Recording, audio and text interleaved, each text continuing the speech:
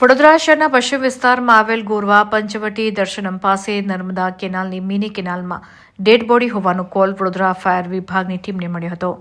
તાત્કાલિક વડીવાડી ફાયર સ્ટેશનની ટીમ ઘટના સ્થળ પર આવી પહોંચી હતી અને જોતા જ એક ડેડ બોડી મળી આવી હતી. ત્યારબાદ પોલીસને આ સમગ્ર મામલે જાણ કરવામાં આવતા પોલીસ પણ ઘટના સ્થળ પર આવી પહોંચી હતી. મળતી માહિતી અનુસાર હાલમાં આસપાસના લોકોનું કહેવું છે કે શ્વાન અને માલિક સવારમાં વોક પર નીકળ્યા હતા. આ દરમિયાન શ્વાન અચાનક કેનાલમાં ખાબક્યું હતું અને તેને બચાવવા માટે તેઓ પણ અંદર ઉતર્યા હતા. બાદમાં તેઓ પણ આ પાણીના પ્રવાહમાં ડૂબી ગયા હતા. આ વ્યક્તિ ગોરવા પંચવટી દર્શનમમાં રહેતા હતા અને તેઓની 51 વર્ષની ઉંમર હતી. તેઓનું નામ રઘુનાથ પિલ્લઈ હોવાનું સામે આવ્યું છે.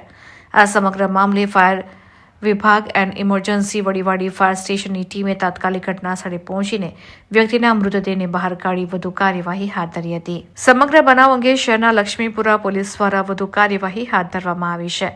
આ ધેડવયના વ્યક્તિનું મૃત્યુ કયા કારણોસર થયું છે, ચોક્કસ કારણ શું છે તે બાબતે પોલીસે તેઓના મૃતદેહને પીએમ અર્થે એસએસજી હોસ્પિટલ ખાતે ખસેડ્યો હતો અને વધુ તપાસ હાથ ધરી હતી. આ અંગે વડીવાડી ફાયર સ્ટેશનના સૈનિક દિલીપ પરમારે જણાવ્યું હતું કે આ અંગેનો કોલ મળતાની સાથે જ અમારી ટીમ તાત્કાલિક ઘટનાસ્થળ પર પહોંચી હતી. લોકોનું કહેવું છે કે તેઓ શ્વાનને બચાવવા જતા અંદર પડ્યા છે. શ્વાન ત્યાં હતું અને તે જીવતું મળ્યું છે. આ અંગે મૃતદેહને અમે પોલીસને સોંપ્યો છે.